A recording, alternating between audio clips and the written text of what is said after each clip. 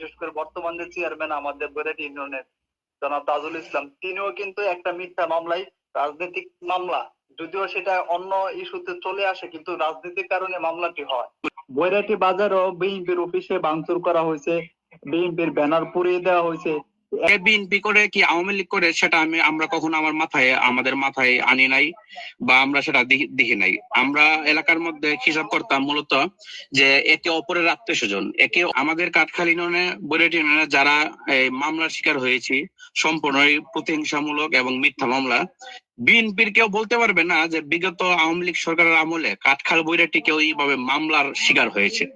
এখন আমরা যারা আওয়ামী লীগ করি বা ছাত্রলীগ করতাম, আমরা এখন যেভাবে প্রতিহিংসার শিকার হয়েছি এবং বিশেষ করে মামলা হামলার কারণে আমরা এলাকা ত্যাগ করেছি বা এলাকা ছেড়ে ছাড়া হয়েছি, তো বিগত 15 বছরে বিএনপির বা ভিন্ন দলের কোন নেতা কর্মী আমাদের মতো এই প্রতিহিংসার শিকার হয়েছে বলে আমার জানা নেই, বা এরকম কোনো প্রমাণও কেউ দেখাতে পারবে না। কে বিএনপি করে কি আওয়ামী লীগ করে সেটা আমরা কখনো আমাদের মাথায় আনি নাই, বা আমরা সেটা দেখি নাই।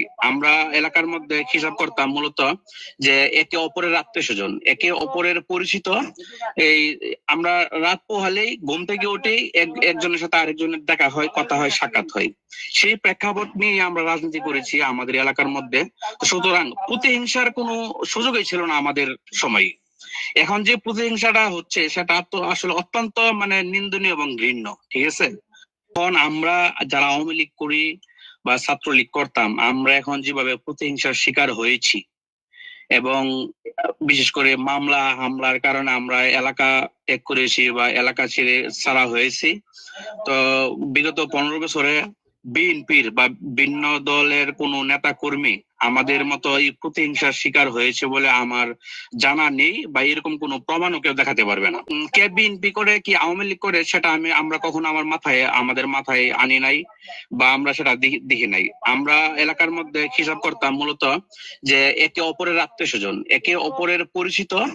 এই আমরা রাত পোহালেই ঘুম থেকে উঠেই একজনের সাথে আরেকজনের দেখা হয়, কথা হয়, সাক্ষাৎ হয়। সেই প্রেক্ষাপট নিয়ে আমরা রাজনীতি করেছি আমাদের এলাকার মধ্যে। সুতরাং প্রতিহিংসার কোনো সুযোগই ছিল না আমাদের সময়ে। এখন যে প্রতিহিংসাটা হচ্ছে সেটা তো আসলে অত্যন্ত নিন্দনীয় এবং ঘৃণ্য, ঠিক আছে? তো তুলনামূলক ভাবে আমাদের এলাকায় আগের চেয়ে এখন নোংরামিটা বেশি হচ্ছে। কিন্তু তোমার কথা ঠিক আছে যে আমরা আমাদের গ্রামের মধ্যে শহরের তুলনায় প্রতিহিংসাটা কম, বা আমরা সেই প্রতিহিংসাটা খুব বেশি দেখি নাই, কিন্তু এটাও তো বাস্তব যে আমাদের গ্রামের মধ্যে বিশেষ করে বৈরাটি বাজারও বিএনপির অফিসে ভাঙচুর করা হয়েছে, বিএনপির ব্যানার পুড়িয়ে দেওয়া হয়েছে। একেবারে যে সহিংসতা বা একেবারে যে প্রতিহিংসা ছিল না সেটাও তো ঠিক ঠিক বিশেষ করে বর্তমান যে চেয়ারম্যান আমাদের বৈরাটি ইউনিয়নের জনাব তাজুল ইসলাম, তিনিও কিন্তু একটা মিথ্যা মামলায়, রাজনৈতিক মামলা, যদিও সেটা অন্য ইস্যুতে চলে আসে কিন্তু রাজনীতির কারণে মামলাটি হয়। বলে আমার সম্পূর্ণ ব্যক্তিগত অবস্থান থেকে জ্বালাও পোড়াও, মামলা হামলা, প্রতিহিংসা, এই রাজনীতি গুলো আমি পছন্দ করি না, এগুলো আমি করিও না। তো বৈরাটি আসলে এরকম ঘটনা কেউ যদি আবেগে ঘটায় থাকে তাহলে এটা সম্পূর্ণ একটা নিন্দনীয়, ওইটা আসলে আমার জানা নেই, বা আমি আগে শুনেছি কিন্তু এটা দেখি নাই ওইভাবে, এত গুরুত্ব সহকারে বিষয়টা আমার নলেজে আসে নাই।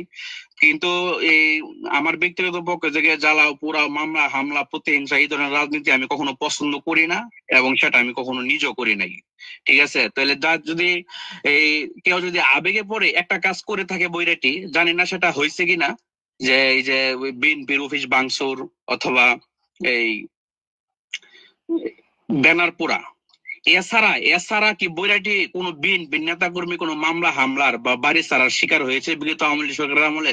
এই ঘটনাটা ছাড়া, যদি এই ঘটনা ঘটে থাকে, এই ঘটনা ছাড়া বৈরাটির ভিন্ন মত ভিন্ন দলের কেউ আওয়ামী লীগ সরকারের আমলে আওয়ামী লীগের কোন নেতা কর্মীর দ্বারা কোন মামলা হামলার শিকার হয়েছে? শুধু এই তুচ্ছ ঘটনাটা ছাড়া, বা বিগত 15 বছরে তারা বাড়িতে থাকতে পারে নাই, বাড়িতে ঘুমাতে পারে নাই, তাদের নামে 2টা 3টা করে মামলা হয়েছে, এরকম কোন ঘটনা কি ঘটছে?